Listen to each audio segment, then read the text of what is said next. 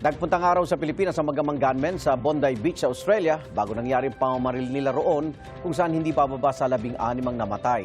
Kaugnay niya, iba pang issue, mapanayon natin tagapagsalita ng Armed Forces of the Philippines si Colonel Francel Margaret Padilla. Colonel Padilla, magandang umaga po.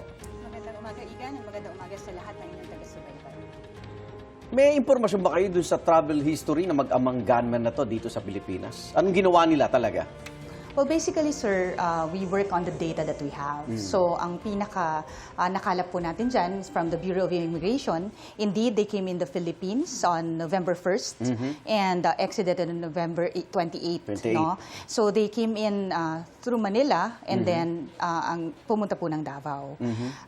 For us from the Armed Forces of the Philippines, ang data po natin dyan from our field units is that there are no activities such as trainings or any local terrorist activities na nangyari dyan sa lugar. Doon sa lugar na pinuntahan nila? Opo, sir. Ang meron tayo dyan, sir, is our sustained military operations that we have been conducting. Tuloy-tuloy naman po yan.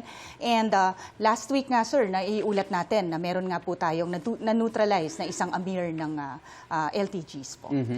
So ano reaksyon ng AFP dito sa mga international media organization na binabansagan tayong ISIS training hotspot? May ISIS ba dito? Sir, to give context to that, kung titingnan mo, sir, we work on the numbers, in the empirical data. So from 2016, we began with around 1,200 ang number nitong local terrorist groups na na tinutugis po natin. Now, to 2025, we're down to 50.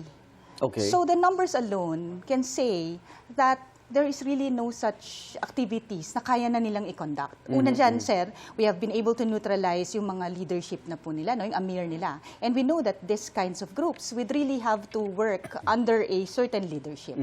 So with us neutralizing these high-value targets, wala na silang leadership. So they're already encountering a leadership vacuum. They're also not able to conduct large atrocities, major atrocities, kasi napakaliit na nga lang po yung numbers nila. Fragmented na rin po sila, kalat-kalat na lang din po sila. Kung hindi ISIS, himayin pa natin, may iba bang na-contact silang mga grupo dito na terrorist din ang kanilang mission? Kung titignan mo kasing LTGs natin, sir, talaga pong fragmented ito. Iba-ibang grupo to. Maliliit na grupo. Maliliit na lang talaga. Na hiwa-hiwalay din po sila. So, they have their own, leadership and yun na po yung na-neutralize natin. So, looking at this, we have come through leaps and bounds to our sustained military operations, our peace-building efforts. And kung titignan mo, sir, ang pinaka-show of these gains is us opening our tourism. So kung tingnan niyo, sir, ang Sulu, nagbukas na rin po siya para sa turismo. Meaning, when we open a certain portion, specifically in Mindanao for tourism, declared na yun, sir, na talagang insurgency-free na siya. Okay. Para mas malinaw sa lahat, walang training ng pang-terorista na namomonitor kayo, lalo sa mga dinaanan nitong dalawang ito, mag-amang ito. Sir. Wala talaga. Okay. Not even activities that are related to such. So, maganda naman yung palitan ng impormasyon ng Australian government at ng Pilipinas tungkol dito sa isyong ito. Yes, sir. We have a very good collaboration with our counterparts, not just Australia, but lahat. Yung inter-community naman po natin, talaga pong intact po yan, both local and abroad po. Pero nakakasama ng loob pag pilit tayong dinadamay sa isyong ito. Yun nga, sir, kaya nga po ang nilalabas natin dito is actual data and the situation on the ground. So, ang naman natin dyan, it's not because there are nag-transit po sa ating bansa. That means meron na po tayong mga ganitong activities. So, kaya nga po sa atin sa Sandatahang Lakas ng Pilipinas, binibigay po natin yung actual situation on the ground to give the proper context po. Okay. Colonel Padilla, samantala hindi namin pagkakataon, update tayo sa pag-water cannon ng China sa Sabina Shoal. Kamusta na po yung ating mga mangingisdang nasaktan?